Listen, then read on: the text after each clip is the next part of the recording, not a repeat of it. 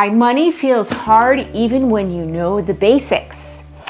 Why money feels hard? It's because you're not a spreadsheet. So most people I talk to already know the basics of managing money.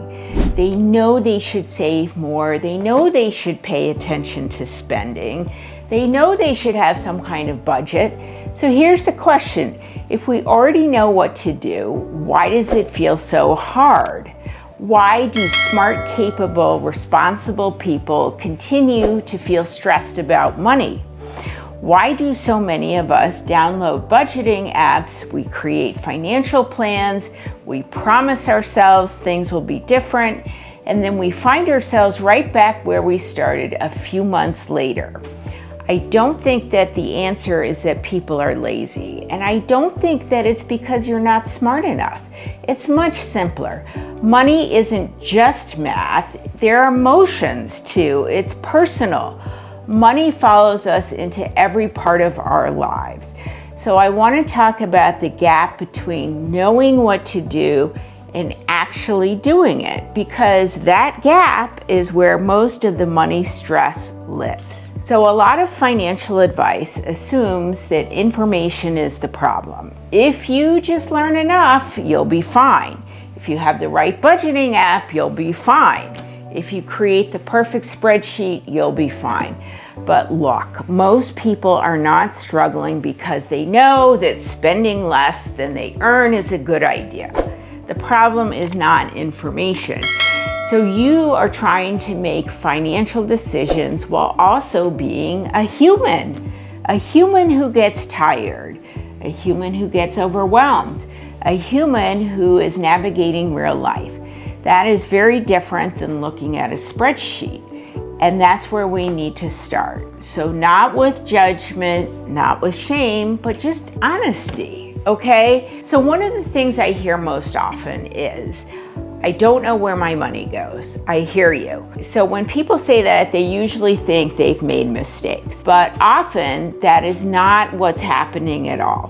What happens? Life gets busy, your money decisions are automatic, your bills are being paid, you swipe your credit card, the subscriptions renew, and then somewhere along the way, you lose visibility. So it's not responsibility, it's seeing. The goal is just to reconnect with your money, to understand what's happening, to create awareness without creating anxiety, because that gives you options, and options create confidence. So what does that actually look like in real life? It usually starts with much simpler. So not a new app, not a complicated system, not an entirely new financial personality. It starts with paying attention, spending a few weeks each week looking at your finances, look at your accounts, review your spending, notice the patterns, say, what surprised me? What was intentional? What was automatic? What expenses actually added value to my life? Which ones didn't? So that's where clarity begins, not with perfection, just with looking. So curiosity creates change. The purpose of looking at your finances is not to criticize yourself. It's to understand yourself, because when people feel judged, they shut down. When they are curious, they engage. So instead of asking, what's wrong with me? Ask what's happening here. And that's usually how you begin change. The people who feel most confident with money are not necessarily the people who know the most. They're often the people who have built a habit of paying attention. They know what's coming in, they know what's going out, they know what matters to them, and because they have that awareness, they make decisions with less stress and more confidence. So not because everything is perfect, but because they know where they stand. And knowing where you stand is incredibly powerful. So if you've been feeling overwhelmed by money lately, I want you to leave with this. You don't need another budgeting app. You don't need another financial guru. You probably don't need another complicated system. Definitely not. You just need to reconnect with your money without judgment, because you are not a spreadsheet. You are a person. You have responsibilities, you have feelings, you are navigating real life.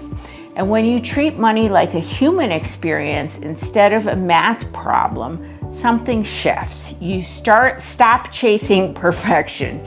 You start building awareness and paying attention, and that's where conversation begins. So if this conversation resonated with you, I'd love you to subscribe and join me for more conversations about money, life, and making financial decisions. So what is it that you think gets you down? Comment below. Let me know. I'll see you in the next video.